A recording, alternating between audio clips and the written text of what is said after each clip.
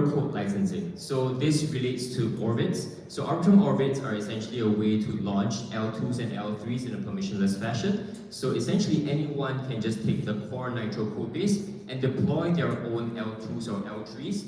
Previously, the Arbitrum Foundation, which I'm a part of, actually had to control who actually could fork the code base and deploy their own chains. But recently, we actually opened up this program, and the DAO actually also agreed to allow any L2s that are built using the Orbit stack to settle on other blockchains outside of Ethereum. Right, so we've seen a lot of different use cases like DGen chain, where the DA layer is actually on base, but they use the Orbit tech stack. We're seeing a lot of new chains in the making, like Duck chain. I don't know if you guys have heard of that. There's a Telegram TON chain which is built using the Arbitrum Orbit stack.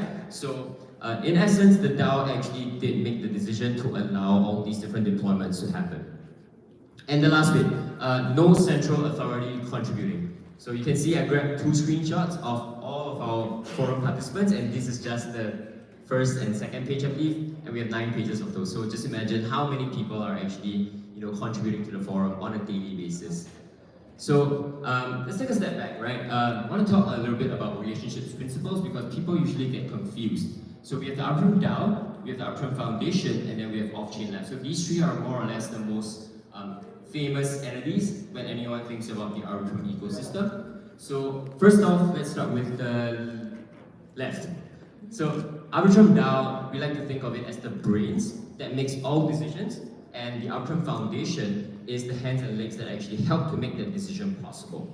Right, so we are a neutral steward. We don't vote in proposals, we don't sway decision making, and we provide operational support in order to ensure that whatever decision that the DAO decides is actually subsequently executed.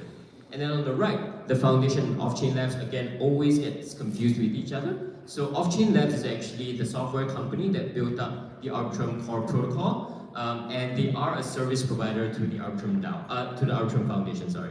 So back in 2022, I believe, when the Arbitrum airdrop happened, Off-Chain Labs actually relinquished control of the Arbitrum tech stack, the Arbitrum One chain, as well as the Arbitrum Nova chain, to the DAO, right? So essentially, the DAO now controls whatever happens on the core tech stack, as well as on these 2 chains.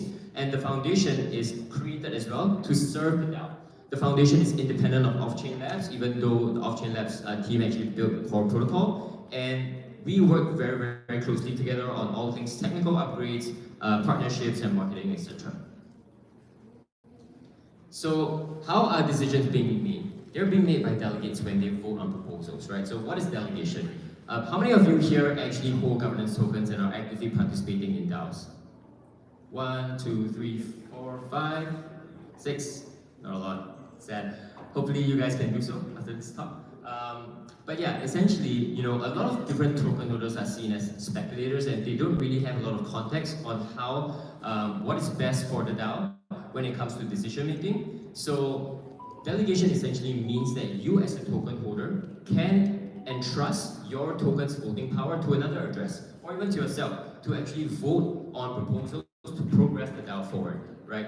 I bet, I actually have many different governance tokens in my own address, but I don't know what the hell is going on in most of the protocols that I'm a part of, right? So I actually delegate to people that I align with to make sure that they are making the best decisions on my behalf, and it's the same for Arbitrum DAO, right?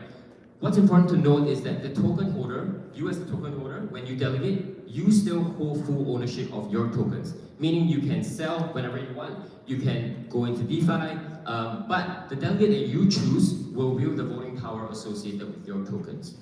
So in Arbitrum's use case, again, we have many different delegates, we have many different platforms that can support delegation.